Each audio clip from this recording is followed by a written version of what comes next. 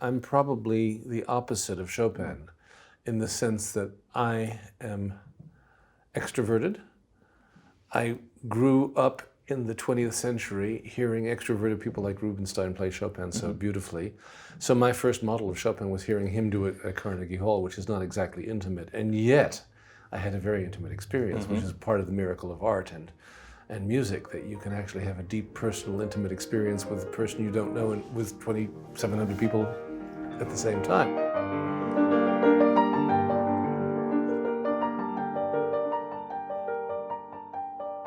How much of Chopin is a classicist and how much of Chopin is a romantic? Is it 50-50? Does it depend on your mood, which day? It depends on the piece. I think the answer to your question is he a classicist or a romanticist? The answer is yes, of course. Both, yes. Absolutely. Can you give an example of more classical Chopin?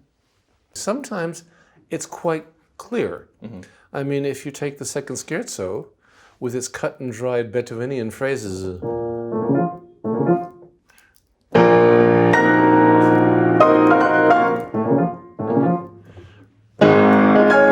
it's very tightly organized, and it's structured in a Beethovenian way. I mean, I say Beethovenian very loosely. But there are other pieces which are completely even bizarre, like the second prelude.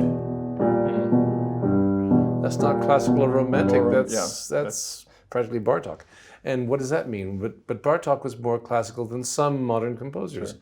Depends what you mean, but the structures underneath, you could take a wildly romantic piece.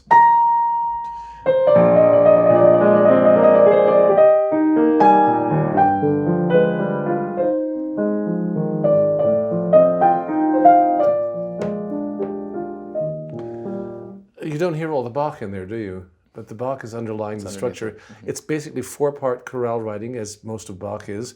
And it has, instead of 4 individual voices, you have, like in the Bach cello suite, these voices that talked. This is the so-called right-hand composer. Yeah. Let's leave that one, let's dismiss that one forever. But there, and I meant my teacher, Olga Baramini, had me play that for her as a performance, like a cellist playing a Bach suite would. You know, love those intervals. Not just, obviously you don't play Chopin like spelling. So it's really, a cellist has to emphasize certain notes and get other ones, or a violinist playing an unaccompanied Bach piece. You have to reveal the chordal structure, the melodic structure. So in that way, Chopin is paradoxical because he's both at once. And it's not just construction and structure of the piece, it's also interpretation. One can interpret Chopin more classically, one can interpret more romantically. And, I mean, I always say this just because I don't have anything better to say, which is that Chopin without the structure becomes sickening.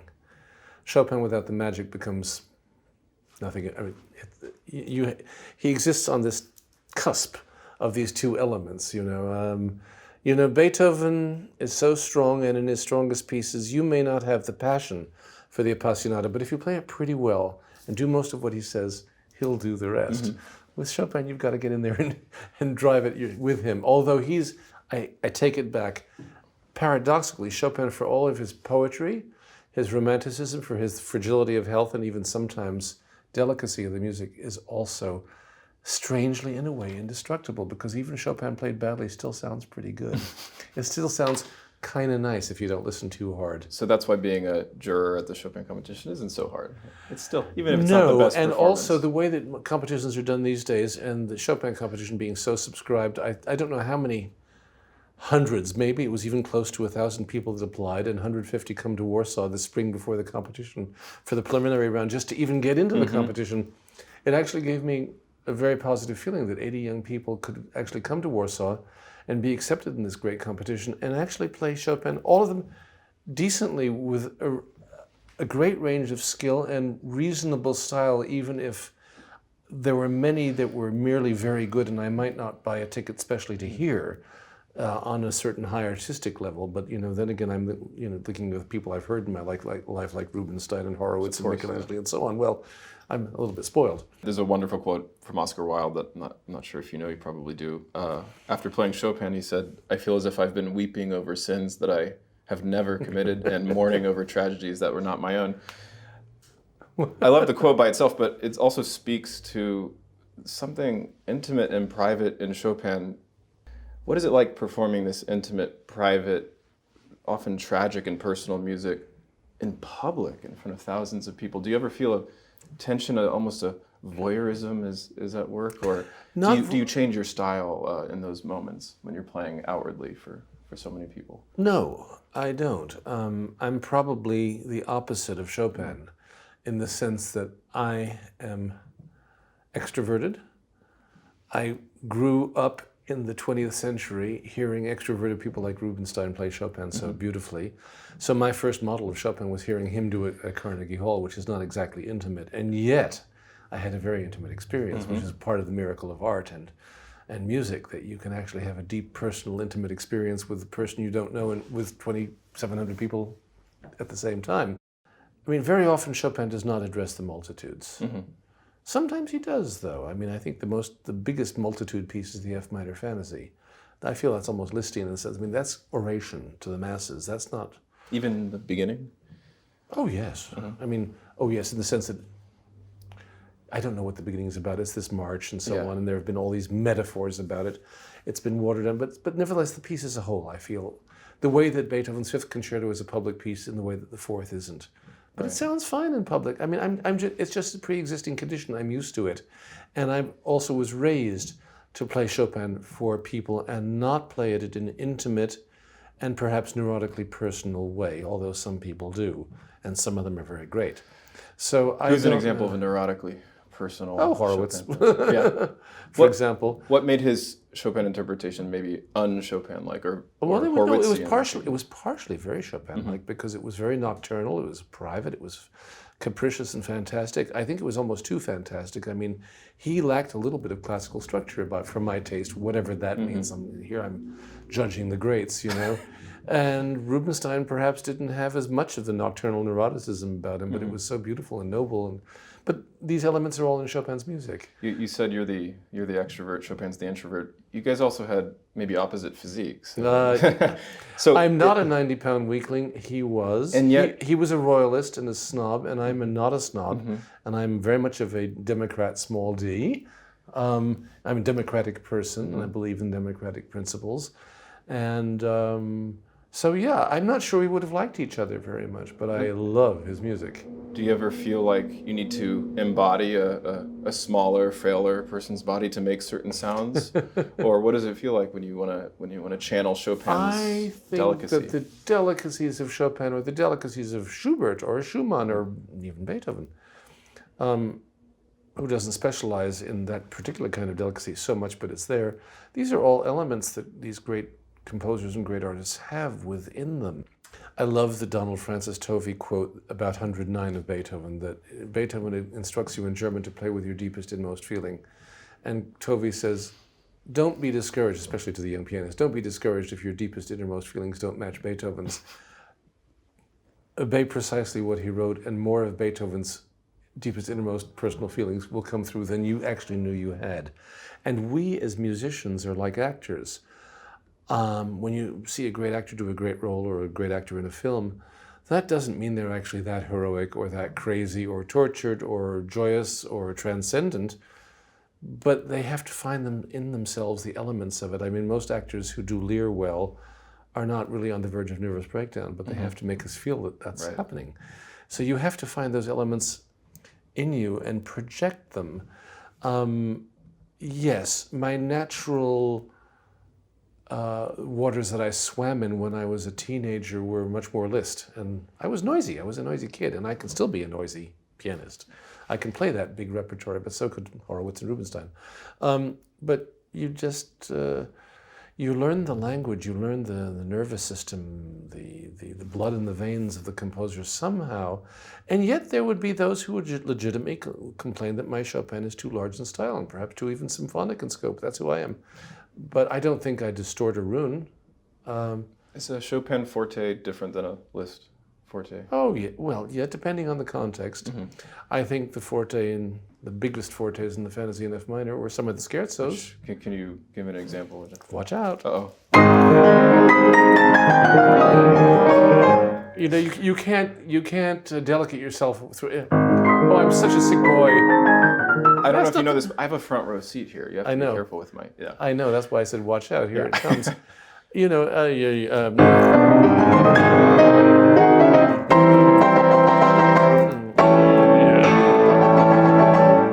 it's noisy. It's just big. as Lisztian as Complete. That's what sonata. I mean. This is sure. a Lisztian piece, in the sense that, I mean, don't forget these great geniuses are also related. They had their differences and even their little real differences with each other, especially Chopin with Liszt. Chopin was probably jealous of Liszt. Liszt was a rock star and he was buff and he had all the girls, you know, and Chopin was this poor little sickly thing, you know. And he even said in a famous letter, you know, I heard Liszt playing my etudes and I wish I could steal from him the way he plays my etudes. On the other hand, Liszt would play a Chopin nocturne and add ornaments, and Chopin said, keep that pig out of my garden. Or he even went up to Liszt once and said, play the pieces as they're written. And Liszt said, oh, sorry. They were very different natures. But nevertheless, they shared certain things in common. And you know the famous story that Rosenthal told Charles Rosen, that Liszt confessed to him late in life that he said that Paganini and Berlioz were his two great influences. He said, but with the shock of hearing Chopin taught him something about the nature of the piano and the nature of chromaticism in music. And his music began to change, but he was too proud to give credit to another pianist, so he talked about Paganini and Berlioz, who were very equally important for him. And Wagner may not have mentioned Chopin, but as a direct influence, but Liszt introduced him, Wagner to the modulating prelude. The one that changes key about every slides into a different key effortlessly, about every 2 bars or so. Now,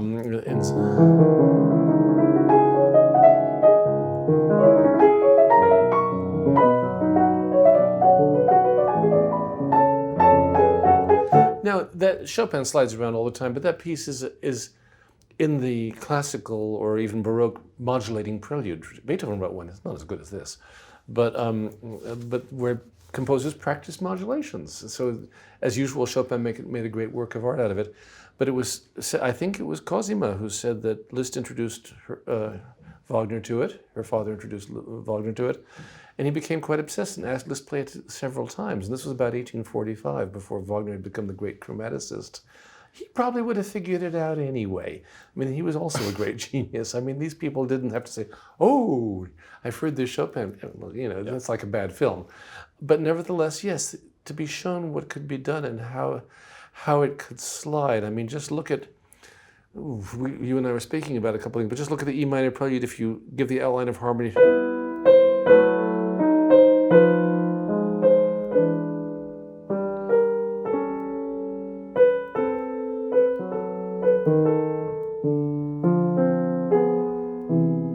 those are Wagnerian extended harmonies. I mean, that's also something that was growing in the music of the time. I mean, many ideas happen at certain times in histories. It's just that Chopin was at the forefront of it. I mean, I always like to point out, and this is no discredit to Chopin, that if you go from Weber's Invitation to the Dance to Chopin's First Waltz, it's not such a stylistic or even harmonic or linguistic gap. I mean, Chopin's more advanced, but it's not like day and night. The style of the writing, which is a great piece, by the way. So he didn't come from nowhere and he didn't lead to nowhere. But he is a bit of a sport. There's nothing quite like him. I don't know what I mean by saying that. So he's a paradox. And in terms of playing for Chopin, for a lot of people, you know, he hated public performance. He gave about 30 concerts in his life. We know what he played and where he played. And it was often said by many fine musicians that he didn't make much impact in a big hall. Mm-hmm. And who was it? Sir Charles Halle or somebody who said that, you know, he came out of a Chopin recital screaming, said, I need some forte. Well, toward the end of his life, Chopin didn't have any forte in his weak frame. I think, but I've always said this, and I say this always in interviews in Poland, where he's the most beloved, I say, I don't think that his dynamic range is metaphor. I think when he says fortissimo, he means something much louder than pianissimo. Even though we know it is said he played the climax of the barcarolle in the last year of his life pianissimo because he couldn't do anything else, and it was so magic. But we even know that from certain modern performances of certain, I mean, I keep coming back to Horowitz as a particular performing genius. Sometimes he would turn the dynamics backwards and it would be thrillingly marvelous, even if not every teacher could approve of it and tell their students to do that. There's also the apocryphal story that one of his favorite pianists was a young German named Gutmann, who was big and powerful and muscular and, broke a string playing a polonaise and apologized. And Chopin said, if I had your strength, there wouldn't be strings left on the piano. Well, that's a lovely romantic story. I don't even know if it's true. But like most things, it might be. Who knows what Chopin really wanted? I mean, did he really want to leave Poland at age 20 and die in exile in Paris after living a miserable, sick life and then become a secular saint for his country? I don't think he planned any of that. I doubt it. I doubt, one of my other doubts, and I hope this is just not too irreverent, I don't think, volumes have been written about the last piano sonata of Beethoven, and it deserves many, many hundreds of volumes and meaning. And the last sonata by the great master of Bonn living in Vienna, did Beethoven pen the 111 and then say, I am the great Beethoven. This is my last testament. I can write nothing more in the piano sonata. It's only his late style because he died a few years later. He went on to write some insubstantial pieces like the Ninth Symphony, the Missa Solemnis, the last string quartets, bagatelles, and some potboilers, which weren't very good. Had he lived, would he have suddenly said, I can say nothing more? There is a valedictory quality to that finale, and it is the summation of all the piano sonatas, but is that really what his plan was? You're making me realize I sometimes mistakenly think of Chopin as having a late style, the Polonaise Fantasy, the Barcarolle. Oh, I don't think you're mistaken at all. Well, except that it wouldn't have been late. It could have been the middle style. It was middle style, and Schubert's middle style is early middle, of course. No, Chopin was 39. It's true, and like Charles Rosen points out very brilliantly, I think, that Mozart and Chopin, in their later years and their later styles, were not as facile as they were and as easy in composition, although they were both still easier than most composers because they were both more talented at putting music on paper and getting it in. But the early Chopin pieces are like a lot of Mozart. They're transparent. They just flow as if they've come from heaven. But by the time you get to the fourth scherzo or the last ballade or the Polonaise Fantasy and the Barcarolle, they sound like incredibly great music. But as you're working on them, you see there's a lot of work there. This is not just the guy who sits down and dips his pen and just has 10 melodies flow out. One thing that might unite Chopin, Mozart, and Beethoven in their later, we're going to call it a late style, is a movement towards contrapuntal forms. And I wonder what... Absolutely, all three did. What is it like for these composers? Why is it that three such different composers go in that direction as they get older? Well, it's a good question you've just raised. I can't answer it, but I do agree. It's interesting. I do agree, that they become But counterpoint, more... But Bach, of course, is a kind of common denominator. Well, and look at even the great Johann Sebastian Bach in his last work. The Art of the Fugue. He went to the most severe contrapuntal forms as he got older. So maybe there is, and Brahms was always fairly contrapuntal, but he got more deliberately so. So maybe it's a tendency of great genius. I don't know. I'm glad you mentioned Brahms. You've played a lot of Brahms recently, and you are playing a lot of Brahms. Maybe all of Brahms. Virtually all. And unlike Chopin, Brahms is more of an orchestral composer, even if it took him a while to write a symphony. Whereas Chopin, we have the concerti, and we don't even really regard the orchestra parts. You could practically play the solo parts as a solo piece. Do you find yourself playing Brahms solo piano music more orchestrally than you would Chopin, or is that not actually a distinction? I don't do it deliberately, but I don't know. But Brahms is such a pianistic composer, and he was very influenced. I'm going to try to pull out of my hat some instances of where he's very Chopin-esque. I don't mean feels or sounds like Chopin necessarily. With Chopin, sometimes you wonder, why do certain pieces occupy the same opus? No reason not to. Sometimes they have nothing, like in an opus of Berserker. Sometimes I can find a connection, sometimes I can't. My favorite one is the opus 41 to point out, because now that we know the original order of the pieces, the first piece is really the E minor. That's really the first one. The opus. I grew up with opus 41, number 1 being the great one in C sharp minor, the big one. And in the Chopin competition in '70, they said, we insist that you play them in the correct order. So you had to play 3 pieces. You had to play 3 mazurkas from one opus. And so I played 3 of the pieces, but there are 4. And the first one does sink down to E minor finally in the second part of the phrase. The middle section of that mazurka is totally on B major, obsessively.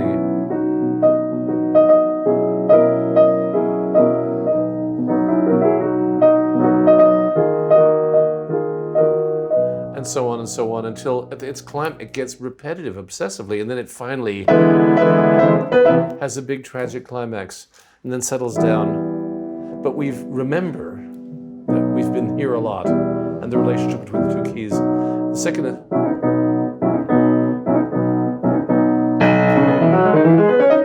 well, that's pretty obvious, right? Mm-hmm. Okay, so the second one ends with this witty ending. The first note of the next piece, which is an A flat, is the same note. That's an improviser playing, who goes from one in his riff, you know. There's nothing. The pieces don't have anything to do with each other, but the ear has a connection. It's a segue. It's a segue, yeah. And then the second, the intermediate theme group.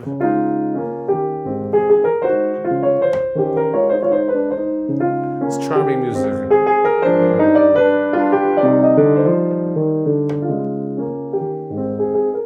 And at the end, it gets sleepy. The end of the piece.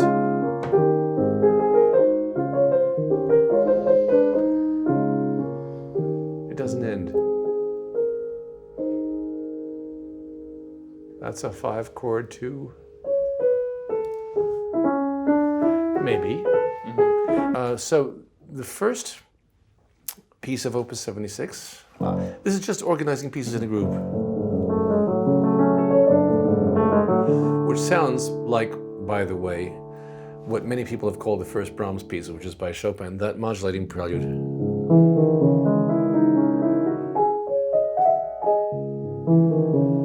What's Brahmsian about it? A few notes, wide open textures, arpeggios with some passing tones, and it's very sonorous despite the fact that it's soft. It's not austere.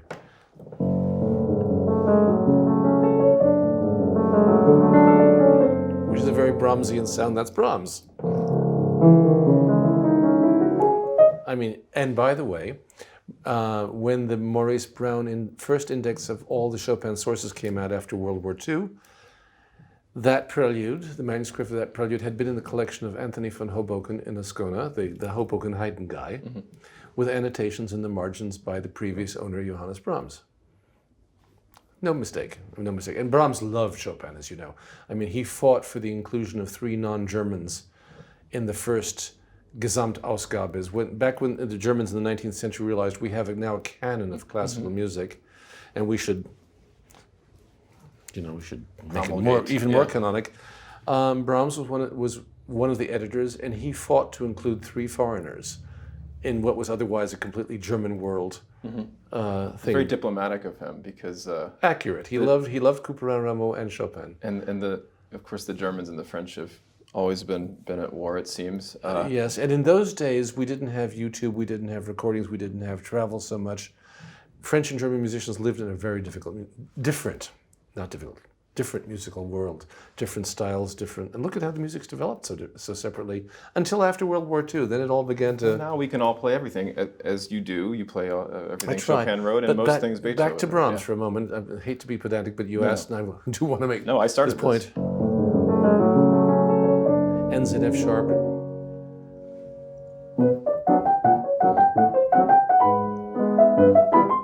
Now, between the second one, and the third one, I can't find a connection. But between the third and the fourth is an A flat. The third.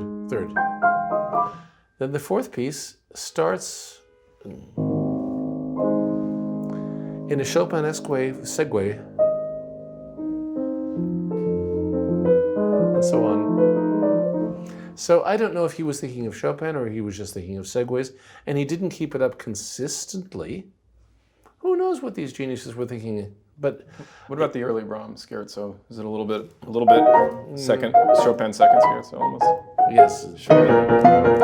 Yeah, octaves. Surely Very much so. It's not nearly as good, but it's interesting that the style, the general Chopin scherzo style, is clear and obvious. There's a lot more, but as I say, just as you don't hear the Bach in Chopin, but it's there a lot. So sometimes you hear it, or that's the first Bach prelude, expanded. Not the same music exactly, but you can tell it's the same basic idea. But with Chopin, you don't always hear the Bach influence, and with Brahms, you don't always hear the Chopin influence, but it's there.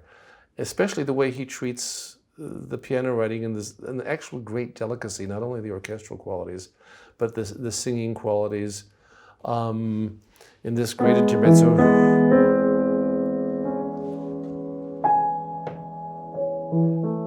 he picks out notes as exquisitely as Chopin does. Of course, Schumann does sometimes too. They're all kind of in the same wonderful family with just enormous differences between them. But I think Brahms's love of Chopin and Bach, Beethoven, Haydn, Mozart, Schumann, Schubert is abundantly clear. And he was such a Renaissance musician that knew so much music and admired and studied so much music of everybody, as you know, even studying parallel fifths and octaves in the works of the master, right. Criticizing Beethoven. A little bit of a pedant, but yeah. But he was he was a wonk. Yeah. But nevertheless, there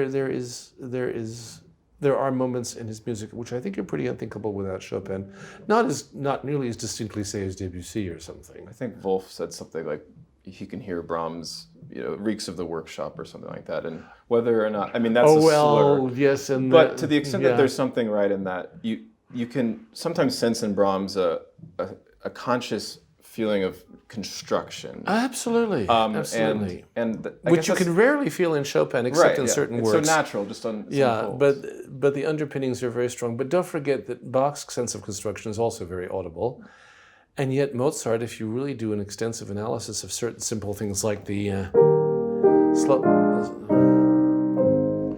movement of if you do the analysis, a really pedantic analysis of that opening theme of the slow movement of the 450 concerto, harmonic rhythm, phrase rhythm, cross references, workings of inner voices, referential, and it's all simple and it sounds just lovely. But you can cover the blackboard with Bachian connections. It just doesn't sound the same way. If Mozart goes with Chopin, Beethoven might go with Brahms in the sense that we have a lyrical composers to generalize versus maybe motivic and structurally oriented composers. Yeah. And we know that Brahms wrote some really good tunes, and even Beethoven wrote some. Yes, that's but not what they're about. When they wrote tunes in ways that were filled with motives and had relationships. And so... Well, yeah, now you're talking about one of my... It's a favorite reference, I'm not sure I'm right. There are very few really great melodists who just produce melodies the way that a fruit tree produces fruit. Mm-hmm. In our great musical tradition, who? Bach, Tchaikovsky, Handel, Schubert, Chopin, Tchaikovsky, Dvorak. I'd put him. I wasn't going to put him, but sure. I would put him amongst the peak melodists. Tchaikovsky, of course. Not so many. Yeah, that's true. Rachmaninoff. Yes, with reservation. Why reservations? His are, for me, I love Rachmaninoff, don't get me wrong. But his are very often within that stepwise, almost Slavonic church mode. It's almost a mannerism. Not always. The big soaring ones usually don't come quite, don't seem to just grow the way they do with Tchaikovsky or Chopin or Vermeer Dvorak. But we can talk about that. And if you play the preludes and etudes, you realize there's plenty of Rachmaninoff that is not melodically oriented. That's he wasn't right. primarily That's right. a melodic composer. I do adore him. But no, I'm just thinking. Also, you might say Prokofiev sometimes.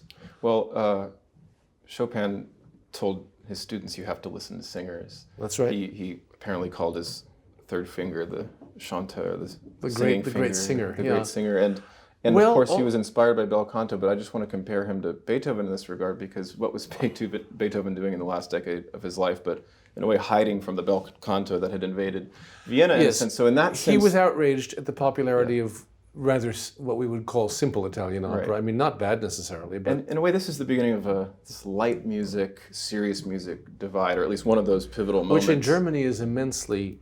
It's even in the radio stations. You have serious music and light music. What do you make of this distinction?